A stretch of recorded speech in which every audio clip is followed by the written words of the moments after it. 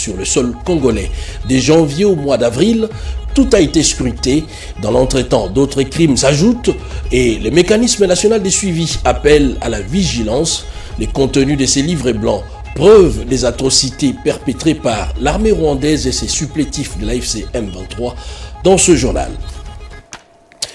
Bienvenue à tous, j'en parlais tout à l'heure dans le titre, il passera probablement sa première nuit en prison ce mardi 20 mai.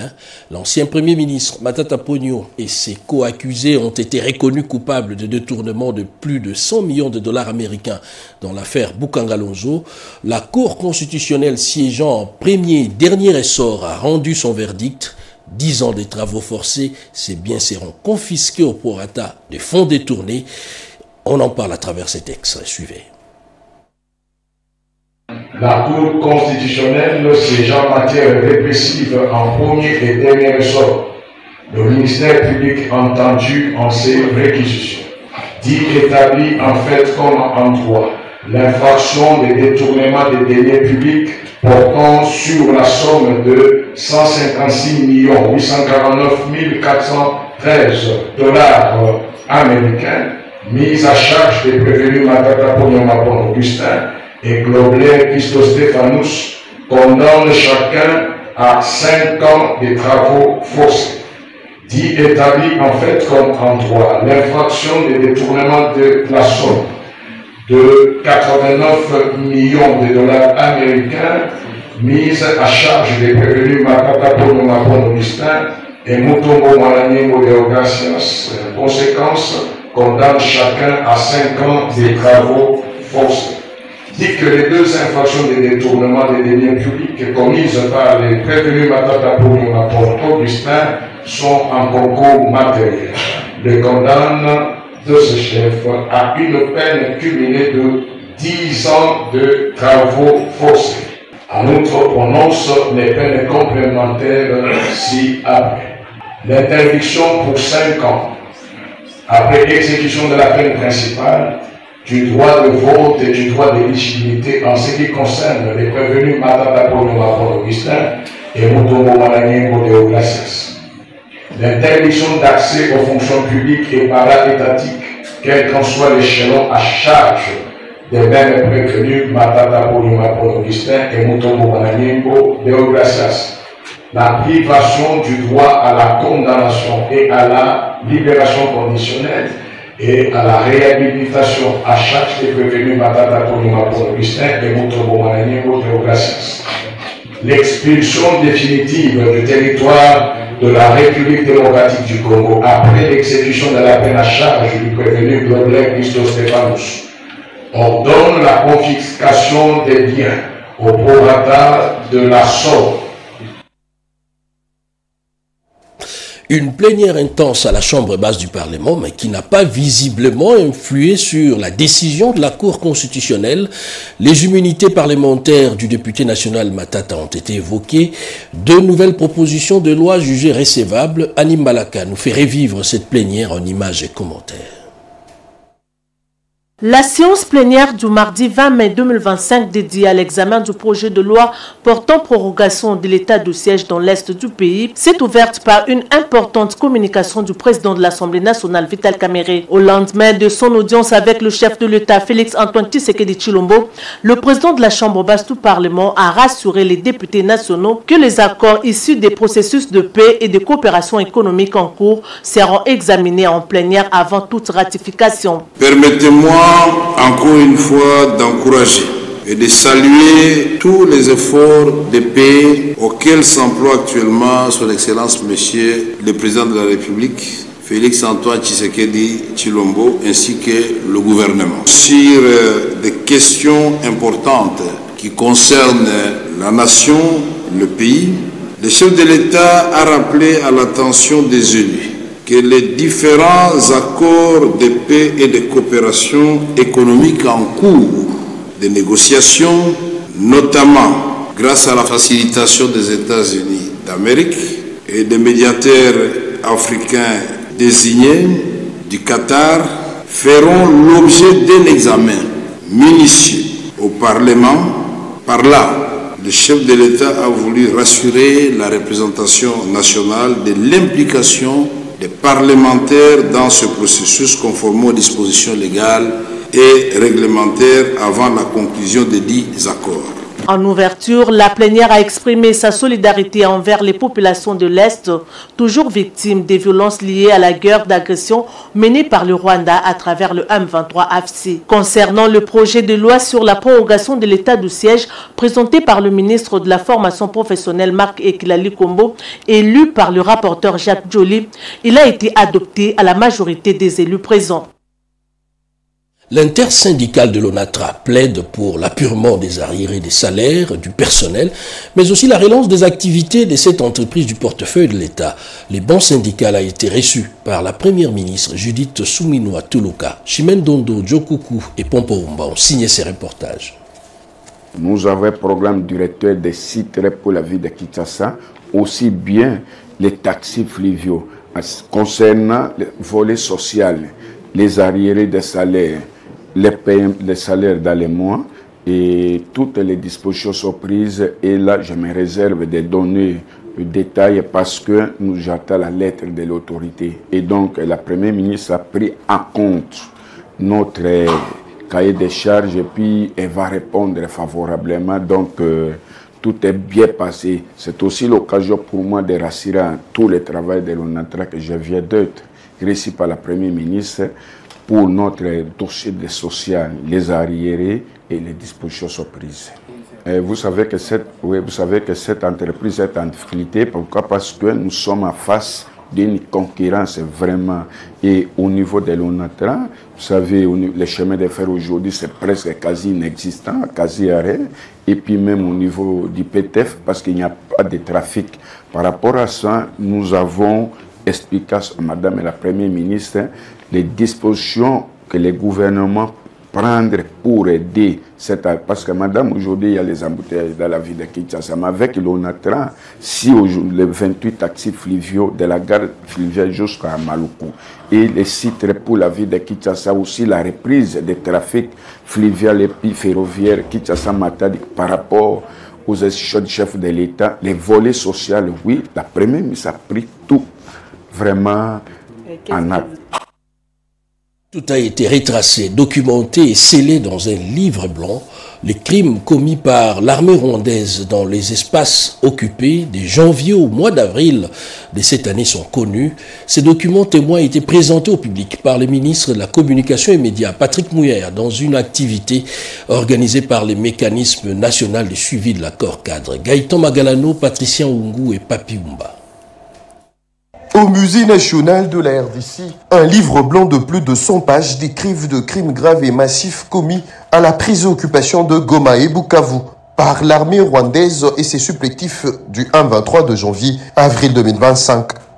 Sous un silence absolu, la voix du ministre de la Communication et Médias, porte-parole du gouvernement, résonne dans la salle pour que le monde entier puisse aussi parler de toutes les atrocités et le pillage orchestré par le Rwanda. Nous assistons à ce que moi je peux appeler une gouvernance par crime. Il ne se passe aucun jour sans que l'on y déplore des crimes commis contre des femmes, des crimes commis contre des enfants, des crimes commis contre des patients dans des hôpitaux. La vigilance, nous devons l'avoir de manière continue. Une activité placée sous le haut patronage du président de la RDC et le président du comité de pilotage, coordonnateur du mécanisme national de suivi de l'accord cadre d'Addis Abeba. Dans ces documents, le professeur Tumba Luaba Lumu et toute son équipe ont recensé le détail de l'horreur qui a commencé par toucher de camps de déplacés. C'est très important lorsque nous sommes dans une situation de pays agressé par ses voisins, particulièrement le Rwanda, qui a fait entrer ses forces spéciales alliées aux supplétifs du M23 Alliance du fleuve Congo et qui, sur leur passage, nous permettent la traçabilité de nombreux crimes graves et massifs, crimes de guerre, crimes contre l'humanité et même des actes de génocide. Il est important de les répertorier, de les documenter pour pouvoir s'en servir dans nos plaidoyers sur le plan international et également devant le cours et tribunaux. Présent dans la salle, le vice-premier ministre, ministre de l'Intérieur, Sécurité, Décentralisation et Affaires coutumières, le vice-premier ministre, ministre de la Défense nationale et anciens combattants, la ministre des Droits humains et quelques conseillers principaux du chef de l'État. Pour le mécanisme national de suivi de l'accord cadre d'Addis Abeba, le pays de la région doivent impérativement poursuivre la paix et la cohésion de peuples. Exercice presque au quotidien. Les élus provinciaux et nationaux s'informent régulièrement de l'évolution des réformes et leur impact dans leur entité administrative respective. Des réformes au sein de l'administration publique, évidemment. Eh bien, c'est ceux de la Tchouapa. La province de la Tchouapa ont été reçus dernièrement par les vice-premiers ministres, ministres de la fonction publique, Jean-Pierre Liaou, Nadine Kilosho et Moké Malouma. Dans une démarche pédagogique visant à mettre à la disposition des représentants du peuple les informations nécessaires en rapport avec le redressement et la modernisation de l'appareil administratif congolais, le vice-premier ministre, ministre en charge de la fonction publique Jean-Pierre Liaou, multiplie des échanges avec les élus du peuple. C'est dans cette optique qu'il a tenu une séance de travail ce lundi 19 mai 2025 avec les députés et sénateurs membres du caucus des élus nationaux de la Tchouapa. Engagé dans la réforme de son administration, le gouvernement innove par l'entremise de la vice-primature en charge de la fonction publique pour impacter positivement la vie de ses concitoyens, notamment par la prise en charge de toutes les préoccupations, des résolutions des cas constatés dans leur circonscription électorale auprès du vice-premier ministre Jean-Pierre Liaou, qui a martelé sur la ferme volonté du gouvernement de mettre tout en œuvre pour des solutions durables aux problèmes posés. Nous sortons vraiment contents par rapport à l'initiative que le VPAM Liaou a prise pour le fonctionnement, pour le paiement, pour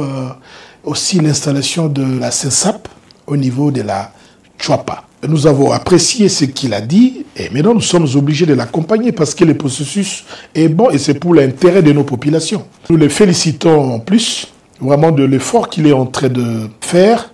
Il fournit des grands efforts pour qu'on parle aujourd'hui d'une vraie fonction publique. Il n'y a plus de bruit, moins de marches, moins de grèves. Le VPM Liaou mérite des félicitations pour le travail qu'il est en train d'abattre jusque-là. Croissance économique, souveraineté et réconfiguration, une trilogie au cœur des débats à la conférence économique globale GRAOF à Rabat au Maroc, conférence à laquelle a pris part le vice-premier ministre, ministre de l'économie Daniel Moukoko Samba. C'est un commentaire des Rodépanda.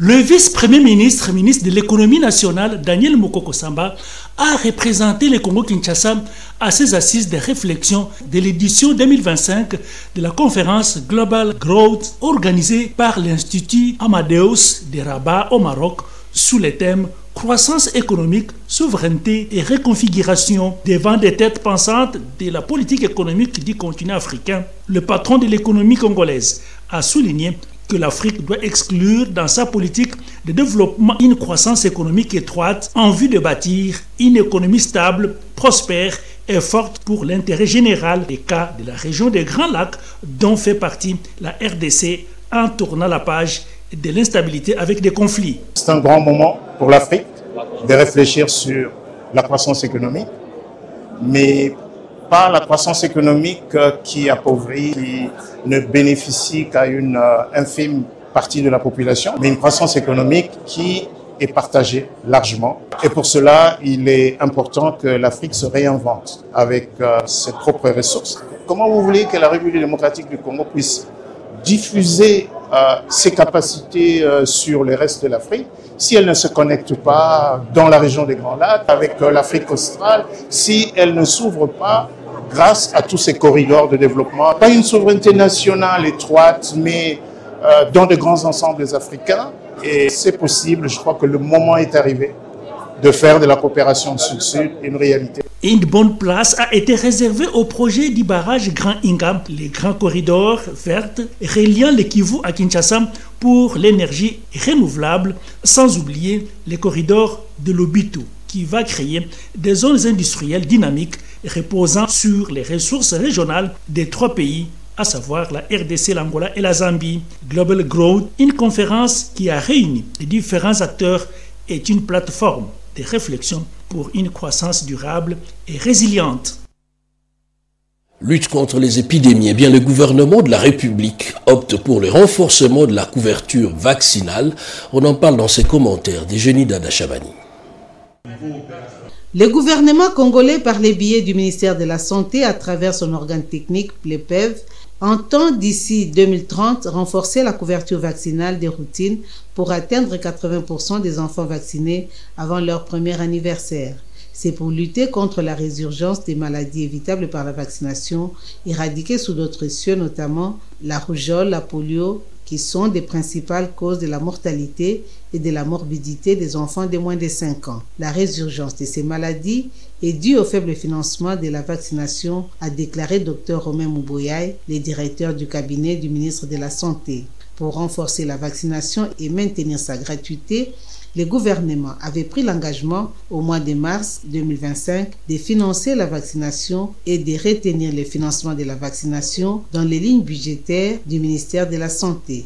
Cet engagement a été consigné dans la déclaration de Kinshasa de 2025. Au cours de la matinée des plaidoyers organisés par le programme élargi de vaccination avec l'appui financier des PAD et de l'UNICEF, dans le cadre de la Semaine africaine de vaccination, il était question de sensibiliser les réseaux des parlementaires acquis à la vaccination, question de les inviter à s'impliquer pour que le vote du budget tienne compte du financement alloué à la vaccination. Les intervenants à cette matinée des plaidoyers, à savoir Dr Audrey Moulumba de PEV, Thomas Noël Gaïa de l'UNICEF et autres, ont insisté sur l'importance de la mobilisation des fonds à allouer à la vaccination pour renforcer l'immunité collective des enfants de moins de 5 ans.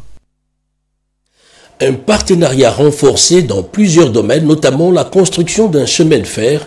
Le directeur général de l'Agence des pilotages, des coordinations et des suivis des conventions de collaboration signées par la RDC s'est entretenu avec une délégation de l'entreprise chinoise Zhongji Wozhen. Gaëtan Magalano. 35 jours après que la délégation de la firme chinoise Zhongxi Wonxin était reçue par le directeur général de l'APCSC pour une séance de travail au sujet de la relance du chemin de fer en RDC, la délégation a été une fois de plus reçue le lundi 19 mai 2025 par Maître Freddy Odichembo pour présenter la suite de différents projets des infrastructures en RDC. Il s'agit entre autres de la relance du chemin de fer, la certification de gisement et la production de l'électricité voltaïque. Nous travaillons sur différents projets des infrastructures, entre autres le projet de chemin de fer quittant Sakanya jusqu'à Ilebo, la modernisation du port de Ilebo, ainsi que la modernisation de la ligne Kinshasa-Banana afin de permettre la viabilisation de ports en eau profonde de Banana. Entre autres, nous avons aussi le projet de certification des ressources naturelles de concessions, de quelques concessions de la MIBA, afin de pouvoir soutenir les projets de développement des infrastructures dans l'espace Kasaï. Le délégué de cette firme chinoise souhaite donc matérialiser ces différents projets en RDC tout en s'appuyant sur la facilitation de l'APCSC. On en vient à cette information. Des navires battant pavillon congolais. Les rêves se transforment à une réalité. Eh bien, les lignes maritimes congolaises, désormais en partenariat avec les géants néerlandais de la construction navale d'Amen, de nouveau à flot. Chimène Dondo.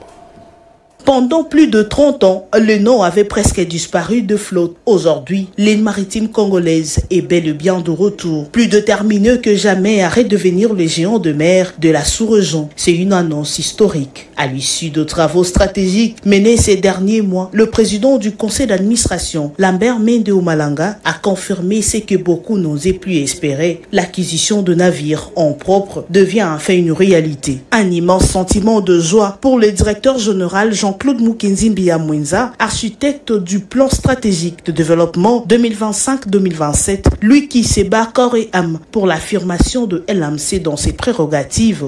Ces différentes visites ainsi que nos correspondances réciproques montrent l'intérêt que revêt l'acquisition des navires pour les lignes maritimes congolaises. Nous souhaitons vivement nous entendre du point de vue technique sur le prototype du navire, du point de vue financier sur les conditions d'acquisition ainsi que de financement. Un partenariat stratégique avec le groupe néerlandais Damen, l'un des leaders mondiaux de la construction navale. Frédéric Van de Piet, directeur régional Afrique Damen. Nous sommes là pour soutenir non seulement la LMC mais aussi la RDC. Donc on est là aujourd'hui pour vraiment fêter cette avancée dans la souveraineté du pays et dans un plan stratégique. Ce retour de LMC sur la scène maritime régionale est porteur d'espoir, plus de compétitivité et une nouvelle ère pour la souveraineté logistique du pays. Dans l'entretemps, le ministre des Mines, Kizito Pakabomba, a procédé à l'installation officielle du nouveau comité de la Commission nationale de lutte contre la fraude et la contrebande minière. C'est un commentaire de Paulette Lumba. Félicitations. Cette cérémonie d'installation présidée par le ministre de Mines Kizito Pakabomba marque une étape clé dans la lutte contre la fraude et la contrebande minière, visant à assainir le secteur et à renforcer l'autorité de l'État. Dirigé par l'inspecteur général de mines Didier Kaku Kingambidi, le nouveau comité voit son mandat renforcé à travers l'implication de ministères de mines, de l'Intérieur et de la Défense, de la Justice. Les missions du comité s'articulent autour de 6 priorités stratégiques, dont la coordination renforcée entre institutions de régulation et forces de sécurité, le contrôle de chaînes de production et de commercialisation de l'or, du diamant, du cuivre et du cobalt. La coopération régionale accrue notamment au sein de la CIRGEL pour endiguer les circuits illicites. À cette fin, nous installons donc aujourd'hui une nouvelle équipe dirigeante à la tête de la Commission nationale de lutte contre la fraude minière. À elle revient la responsabilité de consolider les acquis, d'assurer la continuité des réformes et surtout de renforcer les dispositifs de contrôle sur le terrain. Notre approche sera donc participative, inclusive et technologique. Elle impliquera l'ensemble des parties prenantes, les services de l'État, opérateurs du secteur, la société civile, les partenaires internationaux, tout cela pour bâtir ensemble une gouvernance minière exemplaire. Cette nomination intervenue par arrêté interministériel s'inscrit dans la volonté du gouvernement de renforcer la transparence et l'intégrité du secteur minier stratégique pour l'économie nationale. Et à présent, cette nouvelle, le président de la République, Félix-Antoine Tshisekedi, a félicité les vice-premiers ministres en charge de l'économie, Daniel Mukoko-Samba, pour avoir réduit de 89% le manque à gagner versé aux pétroliers distributeurs opérant en République démocratique du Congo, selon une lettre du directeur de cabinet du chef de l'État parvenue mardi à l'agence congolaise de presse.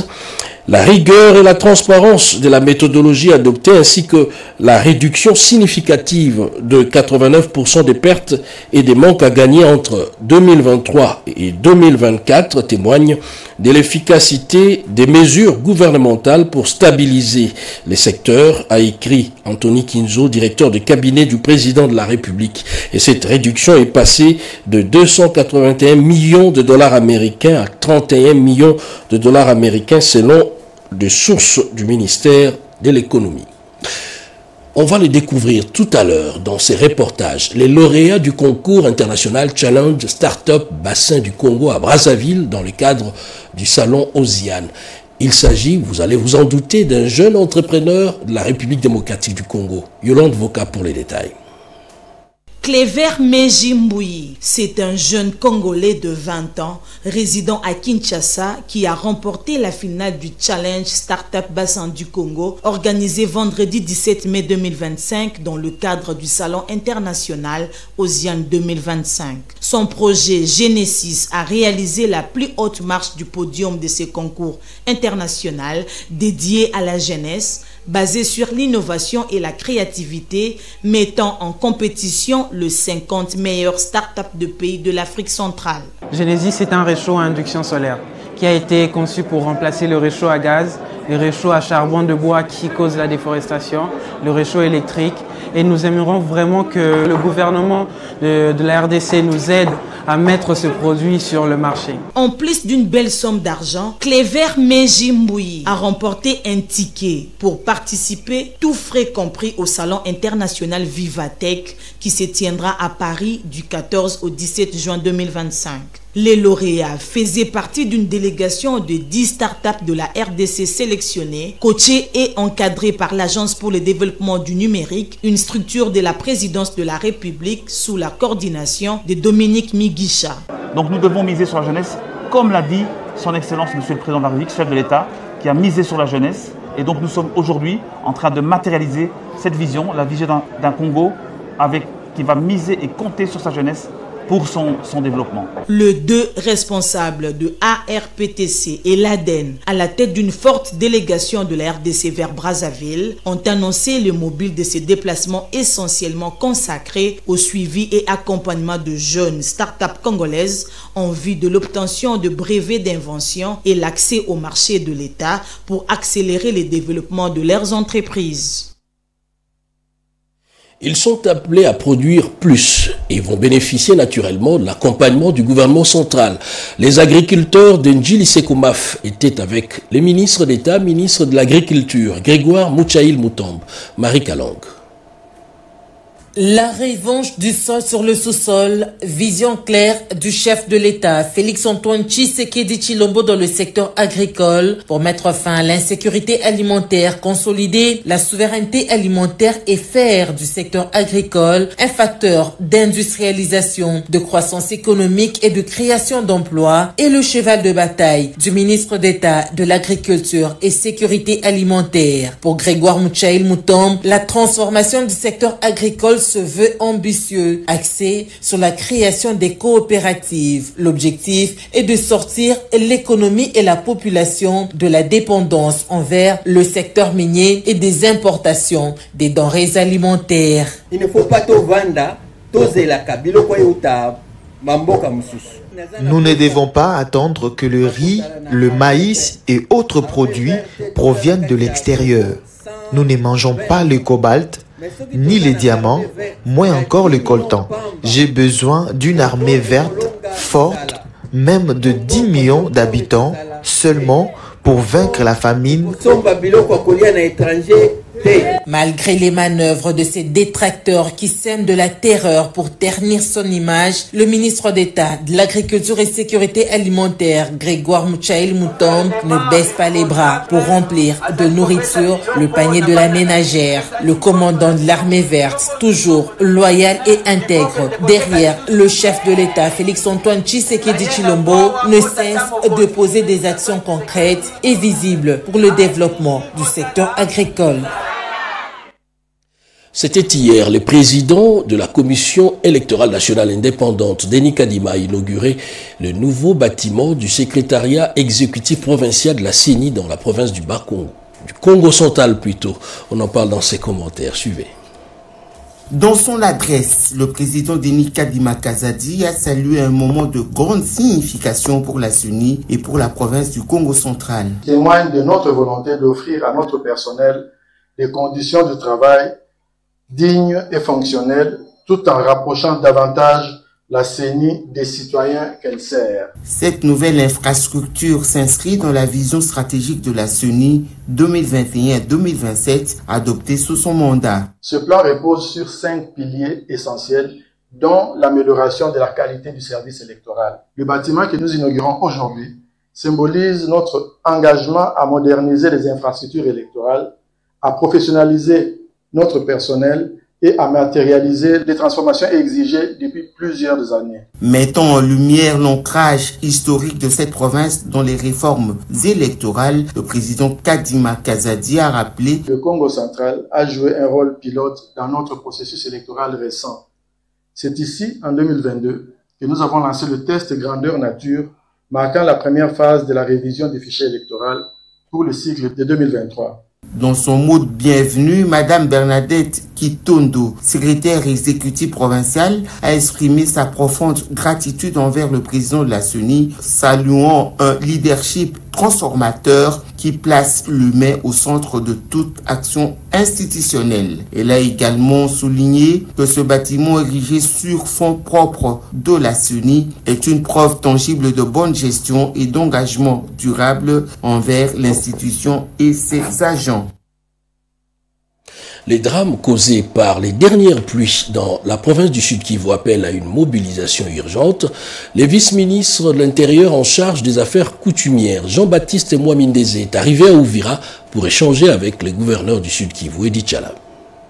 Mandaté par le président de la République, Félix-Antoine Tshisekedi, le vice-ministre des Affaires coutumières, Mwami Jean-Baptiste Ndeze, a effectué le déplacement d'Uvira, siège provisoire des institutions provinciales du Sud-Kivu, en lieu et place du vice-premier ministre en charge de l'Intérieur, Jacquemain Chabani. Objectif de sa mission, transmettre le message de réconfort et de solidarité du chef de l'État Félix-Antoine Tshisekedi aux populations du Sud-Kivu en général et celles de Fizi en particulier. Elles ont été récemment éprouvées par les pluies diluviennes ayant causé de lourdes pertes en matériel et en vies humaines. En prélude de l'arrivée de la ministre des Affaires sociales, l'Action humanitaire et solidarité nationale, Jean-Baptiste Ndeze a d'ores et déjà posé les jalons de cette mission d'écoute et de compassion en circonscrivant clairement les contours de son action sur le terrain. Dans la foulée, il a présidé une importante réunion provinciale au gouvernorat réunissant l'ensemble des services concernés. Une séance stratégique destinée à faire sur la situation sécuritaire dans la région, coordonner les réponses d'urgence et renforcer la collaboration entre différents acteurs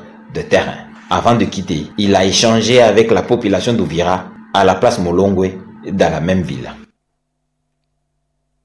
Et pour finir, les regroupements de négociants miniers du Congo a un nouveau président national. Il s'agit de Cédric Pungwe qui a pris officiellement ses fonctions. Suivez. Cette manifestation a débuté sous l'ambiance entre les comités sortants du regroupement des négociants miniers du Congo, Renemico en sigle, et celui entrant.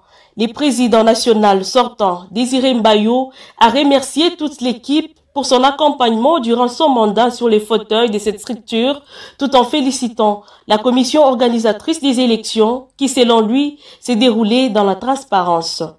Notons que 10 membres constitueront le nouveau comité de cette réforme, avec à la tête Cédric Pungwe, président national. Dirigé avec transparence, un bon père des familles, tels sont les premiers propos à la présidence du Renemico. Moi, Cédric Pungwe Songo, président de Renemico, promet et jure solennellement, sincèrement, que j'exercerai véritablement et fidèlement au mieux de mes compétences et connaissances les pouvoirs et les responsabilités qui me sont confiés en tant que président national.